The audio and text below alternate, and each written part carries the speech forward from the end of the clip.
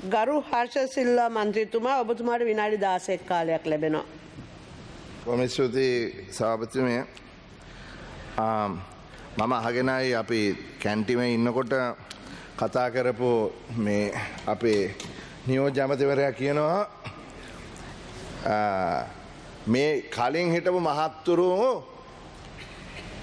අපේ export basket එක diversify කරන්න දුන්නේ නැහැ කරේ නැහැ වෙන රටවල් සමග අපේ එක්ස්පෝර්ට්ස් වැඩි කරගන්න අවස්ථාව දුන්නේ නැහැ කියලා.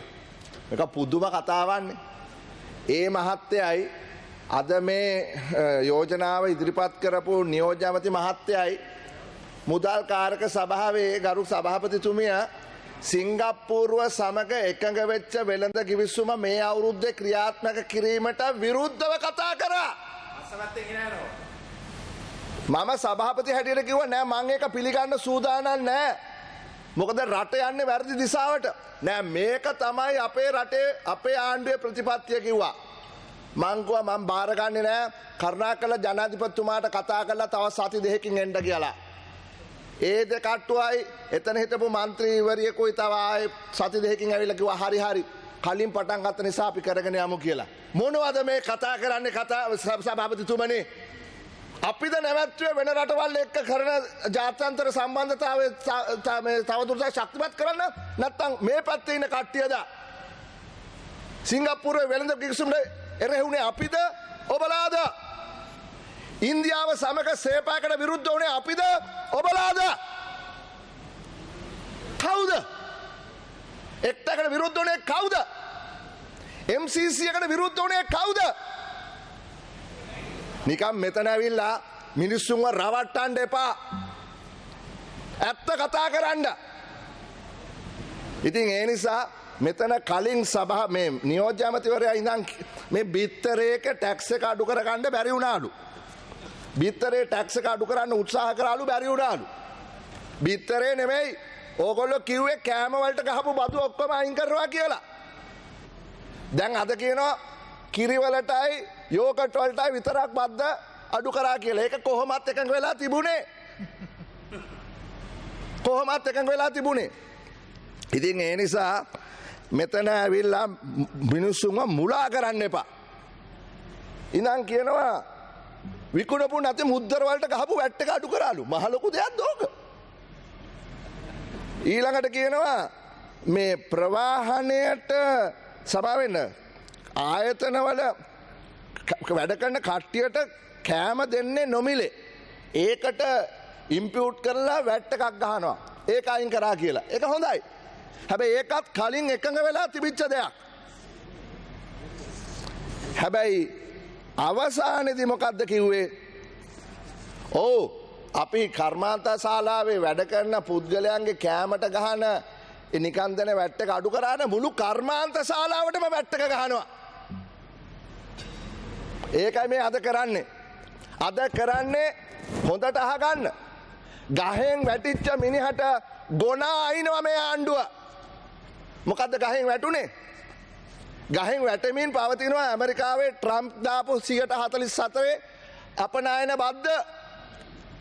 ඒ වැටෙනකොට අල්ල ගන්නව ඇරෙන්න මෙන්න මොකක් හරි සහනයක් දෙනවා එනකොට ගොනෙක් එවනවා ඇනපන් කියලා. කවුද ගොනා? එස්වැට් ගොනා. මෙච්චර කල් සභාපතිතුමිය අර කවුද කිව්වා කලින් මං අහගෙනයි අපනායන කරුවෙක් දේශීයව යමක් මිලදී ගන්නවා නම් අපනායනය කරන්න අපනායන කරුවා හෝ එහෙමත් නැත්නම් ඩීම්ඩ් එක්ස්පෝර්ටර් ඒකට වැට් එක ගහන්නේ නැහැ. මොකද ඒක නැත්තම් රිෆන්ඩ් කරන්න වෙනවා. රිෆන්ඩ් කරන්න වෙන නිසා 2000 මට මතක නැහැ 5 විතර ගෙනාවා සස්පෙන්ඩඩ් වැට් කියලා වැඩසටහන. එතකොට වවුචර් එකක් දෙනවා. ඒ වැට් එක ගෙවනවා වෙනුවට වවුචර් එකකින් එක ක්ලියර් වෙනවා. ඒක ලැබුණේ එක්ස්පෝර්ටර්ස්ලට පමණයි. ඊට පස්සේ මහින්ද රාජපක්ෂගේ ආණ්ඩුව මොකද කරේ? ඒක එක්ස්පෝර්ටර්ස්ලාගෙන් තව කට්ටියට ව්‍යාප්ත කරා. ඒකට හොයන ඉන්න හෙන්චයි ඔක්කොමලා අතට දාගත්තා. ඒක වැරදි. එතකොට එක්ස්පෝර්ටර්ස්ලා ඇරුණාම ඇපාර්ට්මන්ට් හදන කට්ටියයි අරගොල්ලෝ මේගොල්ලෝ ඔක්කොම මේක අතට පැනගත්තා. ඒක එස්වැට්ම තමයි සස්පෙන්ඩඩ් කියන වචනය වෙනුවට සිම්පලිෆයිඩ් කියලා බොරු කොලයක් වැහැව්වා. එතකොට එස්වැට්ම තමයි. සස්පෙන්ඩඩ් වැට් නෙවෙයි සිම්පලිෆයිඩ් වැට්. එතකොට මේ සිම්පලිෆයිඩ් වැට් එක හරහා ක්‍රියාත්මක වුණේ අර දෙයමයි. නමුත් අර එක්ස්පෝර්ටර්ස්ලට වඩා පිරිසකට මේක ලැබුණා. දැන් IMF මොකද කිව්වේ? IMF කිව්වා මේක අයින් කරන්න. මේක අයින් කරන්නේ මොකද? අපිට ලබා ගන්න පුළුවන් රජයට තව වැඩිපුර ආදායමක්. මම අද කියනවා පුළුවන් නම් ආණ්ඩුවට පෙන්වන්න දලදේශීය නිෂ්පාදනයෙන් 0.1ක්වත් ගන්න පුළුවන්ද කියලා මේ වැඩෙන් කරන්න බෑ. මොකද ලබා ගන්න බදු නැවතත් ආයෙත් මේගොල්ලෝ දෙන්න වෙනවා. මං අහගෙනයි කවුද කියනවා මේක ඉලෙක්ට්‍රොනික සිස්ටම් එකක් කරන්න යන නිසා මොකද්ද මේකට විරුද්ධ වෙන්නේ? එහෙම නෙමෙයි. දැන් තියෙන්නේ වවුචර් එක. දැන් ඕගොල්ලෝ අදගෙන ආපු නීතිය මොකද්ද කරන්නේ? කෑෂ් දෙන්න වෙනවා. කෑෂ් දුන්නාම එක්ස්පෝර්ට් එකේ ඔපරේෂනල් කොස්ට් එක වැඩි වෙනවා. මොකද ඒ කෑෂ් නැවත ලබා ගන්න මේගොල්ලෝ කියනවා දින 45කින් දෙනවා. ලෝ රිස්ක් නම් හයි රිස්ක් නම් මාස 6ක් යනවා. මාස 6ක් කෑෂ් හිර කර ගන්න ඕනේ. ඒත් 50%කට වඩා අපනයනය කරන කට්ටියට පමණයි. සාමාන්‍යයෙන් පොඩි කට්ටිය මෙහෙත් විකුණලා පොඩ්ඩක් අපනයනය කරනවා. එහෙම තමයි SME පටන් ගන්නෙ. නැත්නම් SME ලොකු කම්පනීස් වගේ ඔක්කොම එක්ස්පෝර්ට් කරන්නේ නැහැ. ඉස්සලා මෙහෙ විකුණලා පොඩ තමයි රට අරින්නේ. එතකොට එහෙමනම් මේ කුඩා ව්‍යවසායකයා බලා ගන්න ආපු ආණ්ඩුව කුඩා ව්‍යවසායකයට බිම දාගෙන ඇනගෙන යනවා. ඒකයි කරන්නේ. ඒකයි මේකේ අර්ථය. මේගොල්ලෝ කියනවා අපිට බැරි වුණාලු IMF එකත් එක්ක මේක නෙගෝෂিয়েට් කරගන්න. මොකද්ද කොන්ද? අපිට කිව්වේ කොහමද? මගේ අම්මේ කිව්වේ DSA එක පවා වෙනස් කරනවා කියලා. DSA එක වෙනස් කරන එක පැත්තකින් තියන්න මේ චූටි දෙයක් කරගන්න බෑ. අපිට හම්බුණා IMF එකේ කට්ටිය ඊයේ හැන්දෑවේ. නිල හමුවක් තිබුණා. ඒ නිල හමුවේදී මම කෙලින්ම කිව්වා ඇයි මේ ස්වැට් එක මෙහෙම අයින් කරන්න හේතුවක් නැහනේ. ඒගොල්ලෝ ඒකට නෑ කිව්වේ නෑ. ඒගොල්ලෝ ඒකට පිළිතුරක් දුන්නේ නෑ. ඒකෙන් මං විශ්වාස කරේ ඇත්ත වශයෙන්ම රජයට කොන්දක් එක්ක මේ ඩේටා සමග තද නෙගෝසියේෂන් එකක් කරා නම් මේක බේර ගන්න තිබ්බ කරේ නෑ. දැන් මොකද වෙන්නේ? 144 බද්ද එනවා. ඊට පස්සේ ඇමරිකාවට විතරක් නෙවෙයි මුළු ලෝකෙටම මේක නෙගටිව් වෙනවා. අපේ එක්ස්පෝර්ට් පොටෙන්ෂල් එක අඩු වෙනවා. ඊළඟට ලංකාවේ බලාපොරොත්තු වෙන වර්ධනය ලබා ගන්න බැරි වෙනවා. එහෙම වුණොත් එහෙම කර්මාන්ත ශාලා වැහෙනවා. රැකියා උත්පාදනය කරගන්න බැරි වෙනවා. මහා ලොකු ජංජාලයකට අපිපත් වෙනවා. ඒ නිසා මට දැන් මේ නිවුස් ඇලර්ට් එකක් ආවා ජනාධිපති කතා කරා කියලා ඕල් පාර්ටි කොන්ෆරන්ස් එක. මම දන්නේ අපිට දැනුවත් වෙලා නැහැ. එහෙම කරලා තියනවාද කියලා. එහෙම කරනවා නම් අපි සූදානම් ජනාධිපතිතුමත් එක්ක කතා කරන්න මේ සම්බන්ධයෙන්. නමුත් අපිට අවශ්‍ය වෙන්නේ ඇමරිකාවට විතරක් මේ බදු අයින් කරන්න නෙවෙයි. ඒක කරන්න බෑ.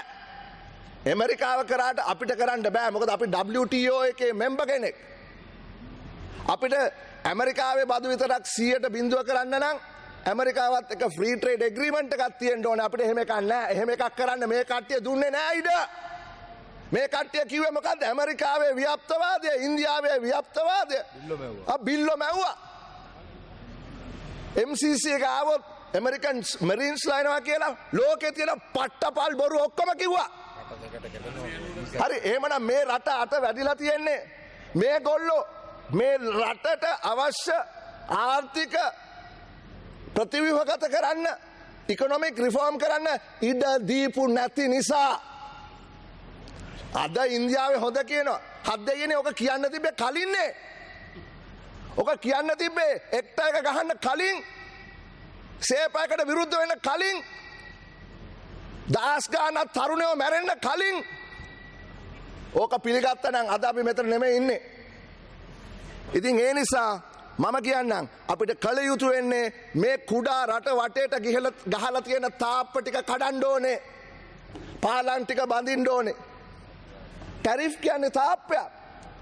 ටැරිෆ් ට්‍රම්ප් කියන ලංකාව අඩි 88ක තාප්පයක් ගහලා තියනවලු. ඒ අඩි 88 තාප්පේ අඩි 50ක් විතර තියෙන්නේ බදු. තව අඩි 20ක් විතර තියෙන්නේ පැරා බදු. එහෙමත් නැත්නම් පැරා ටැරිෆ්. පැල් එක තියෙනවා, සෙස් එක තියෙනවා, SSCL එක තියෙනවා. ඊට උඩින් අර කම්බි රෝලකුත් ගහලා තියෙනවා වැට් එක කියලා. දැන් අද බලන්න. වියට්නාමේ ඇමරිකාවත් එක්ක කරන සාකච්ඡාවේදී ඔවුන් පෙන්වලා දුන්නා අපි ගහන්නේ බදු ඕගොල්ලන්ට weighted average 5.9යි. හැබැයි ඕගොල්ලෝ කියනවා අපි 92ක් බදු ගහනවා කියලා. අනිත් පැත්තට හැරිලා මොකද්ද ට්‍රම්ප්ගේ නවාරෝ කියන්නේ? එයා කියනවා එහෙම කතා කරන්න එපා. ඕගොල්ලෝ නොයෙකුත් වෙන වක්‍රාකාර බදු ගහලා තියෙනවා. පැරා ටැරිෆ් ගහලා තියෙනවා.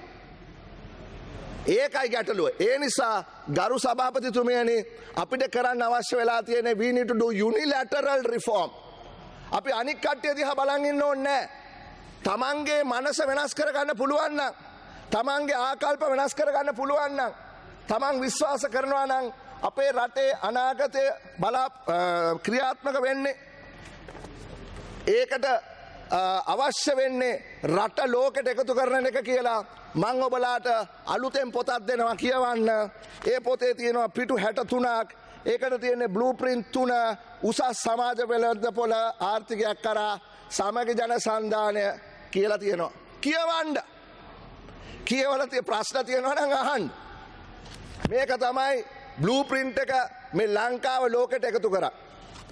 දැන් අවසාන කතාව. හරි ඇමරිකාවේ මේක ගියා කමන්නේ අපිට GSP+ එක තියෙනවා. සමහරු හිතන්නේ GSP+ එක දෙන්නේ ඇමරිකාව කියලා. පුදුම සෙට් එක.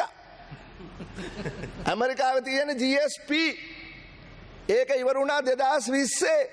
හලෝ 2020 ඉවරයි. GSP+ එක තියෙන යුරෝපේ රීජන් එකක් හැටියට GSP+ එක තියෙන යුරෝපයේ රටවල් 28ට තමයි අපි වැඩිපුරම අපනයනය කරන්නේ කලාපයක් හැටියට. මහින්ද රාජපක්ෂලාගේ ආණ්ඩුව 2010 GSP+ එකෙන් එළෙව්වයින් පස්සේ 2017 GSP සටනට මූලිකත්වයක් දීපු කෙනෙක් මම. එහෙම කෙනෙක් මම කතා කරන්නේ එක්ස්පීරියන්ස් එකක් ඇතුව. අපිට යුරෝපා පාර්ලිමේන්තුවෙන් මේක දෙන්න එපා කියලා යෝජනාවක් ගෙනාවා. ඒ යෝජනාව අපි මේ පරාජය කරා. යෝජනාවට 150 ගානයි, යෝජනාවට විරුද්ධව 450 ගානයි. ඉතින් ඒ නිසා සභාපතිතුමිය දැනගන්න GSP+ ගන්නවා කියන්නේ නිකන් එහෙම ලේසි දෙයක් නෙමෙයි. ඒකට අපි අන්ඩර්ටේකින්ග්ස් දීලා තියෙනවා. දැන් හෙට අනිද්දා සමාවෙන්න මේ මාසේ අන්තිමට එනවා GSP+ ඉවැලුවේෂන් ටීම් එක. ඒක තියෙන මූලික දෙයක් තමයි අපි ඉන්ටර්නැෂනල් කන්වෙන්ෂන්ස් 27ක් එකඟ වෙන්න ඕනේ. ඒකේ තියෙන එක මූලික ගැටලුවක් තමයි ICCPR. මම ඔබතුමියත් නීතිඥවරියක්ද කොහෙද නේද මං හිතන්නේ නැද්ද? ලොය කෙනෙක් නේ.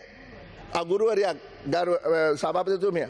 එතකොට මේ ICCPR එක ඇතුලේ තියෙන එකක් තමයි මේ Prevention of Terrorism Act එක.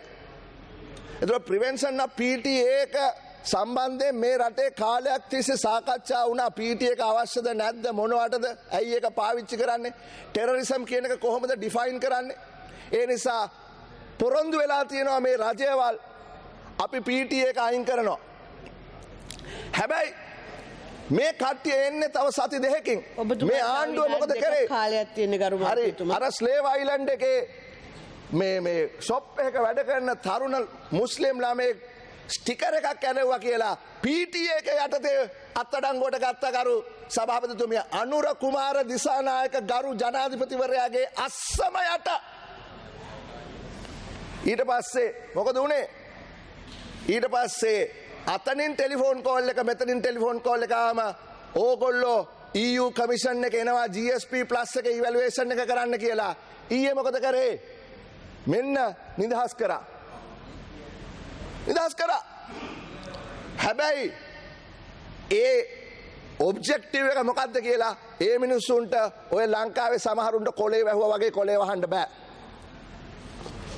දැන් විජිත හේරත් ඇමතිතුමාගේ උපදෙස් මත හිමාලි අරුණතිලක ගිහිල්ලා ජීනීවා වල කියනවා අපි මොකක්ද රෙකන්සිලියේෂන් සම්බන්ධයෙන් කරන්නේ? මොකද ඇමරිකාවේ ටැක්ස් එක වදින්නේ ආර්ථික කටයුතු මත. GSP එක තියෙන්නේ good governance and human rights මත. එක දෙකක්. එක පැත්තකින් අපේ ආර්ථිකය විවෘත කරන්න ඕනේ. ඒවට පාලම් බඳින්න ඕනේ, තාප්ප කඩන්න ඕනේ. ඒක වෙන දෙයක්. හැබැයි අනිත් පැත්තෙන් GSP එක ප්ලස් එක ගන්න වෙන ක්‍රියාමාර්ගයක් කටයුතු කරන්න ඕනේ. දැන් මොකද්ද ගිහිලා කියන්නේ? මෙන්න මෙහෙම කියනවා. The work of the Office of Missing Persons continues with enhanced public trust and financial independence. Enhanced financial independence කියලා කියනවා. මොකද්ද මේක? Office of the Missing Person. මෙන්න ඔබතුමාලාගේ බජට් එක. මෙන්න බජට් එක. මං අහගෙන ආයි රාජ මන්ත්‍රීතුමා කියනවා සල්ලි වෙන් කළා නැහැ කියලා. ඔව්. ඒ සල්ලි වෙන් කළා නැහැ. එක අමාත්‍යාංශයක් යටතේ නමුත් තවත් අමාත්‍යාංශයක් යටතේ සල්ලි වෙන් කළා තියෙනවා. OMP එකට සල්ලි ගරු මන්ත්‍රීතුමා ඔබතුමාගේ කාලය අවසන්. මට විනාඩි දෙකක් දෙන්න. විනාඩි දෙක. හරි එතකොට OMP එකට 2024 වෙන් කරලා තිබෙන මිලියන 126යි 2025 වෙන් කරන්න තිබුණා එස්තමේන්තු කළා 2025 24 126යි එස්තමේන්තු කළා තිබා 25 139යි. ඕගොල්ලෝ කීයද වෙන් කරේ? 126යි. ඉතින් මං අහනවා හිමාලි අරුණතිලක අපේ ජිනීවා එම්බැසිට කිව්වේ ඇත්තද? enhanced financial independence දීලා තියනවද? Office of Reparations ඒත් ඒකම තමයි. Office of Reparations එකට කලින් දීලා තිබිලා තියෙනවා 2024 දීලා තියෙනවා බිලියන 2.5.9ක්. ඒ තියෙන්නේ reparations වලටත් එක්ක. හැබැයි මොකද්ද මේ පාර දීලා තියෙන්නේ? 2025ට දීලා තියෙන්නේ බිලියන 2.3.5යි. ඉතින් මොනවද මේ කියන්නේ? ඕගොල්ලෝ ගිහිලා ජිනීවා වල කියනවා අපි සල්ලි වැඩි කරා කියලා. හැබැයි මෙතනට ඇවිල්ලා ඒ කියන්නේ ඉංග්‍රීසියෙන් මෙතනට ඇවිල්ලා සිංහලෙන් කියනවා නෑ අපි සල්ලි අඩු කරා කියලා. ඉතින් ඕගොල්ලෝ හිතන්නේ මේ මිෂන් එක එනකොට තව සති දෙකකින් ඒගොල්ලෝ සිංහලයි ඉංග්‍රීසි පටලවා ගනී කියලාද? එහෙම වෙන්නේ නෑ. ඒගොල්ලන් හොඳ ට්‍රාන්ස්ලේටර්ලා ඉන්නවා. එහෙමනම් සභාපතිතුමිය මම මේ කියන්න ආවේ ආණ්ඩුව මහලොකුවට බිත්තරේට ටැක්ස් එක අඩු කරගන්න බෑ කියලා අනේ අපිට බැරි වුණා අපිට සමා වෙන්න වගේ පොඩි අඳෝනාවක් කරාට මෙතන කරලා තියෙන්නේ අර එක්ස්පෝර්ටර්ස්ලාට වැටිච්ච වෙලාවේ ඒ මිනිස්සුන්ට සාධාරණයක් කරනවා වෙනුවට රට බේරගන්න අපිට අවශ්‍ය ඩොලර් ගේන කට්ටියට සාධාරණයක් කරනවා වෙනුවට සත්ත 5කට වුන් ගණන් ගන්න නැතුව කන පැලෙන්න ගහලා අර ගහෙන් වැටිච්ච මිනිහට ගොනාට කියනවා ඇනපන් කියලා. ගරු මන්ත්‍රීතුමා ඔබගේ කාලය අවසන්.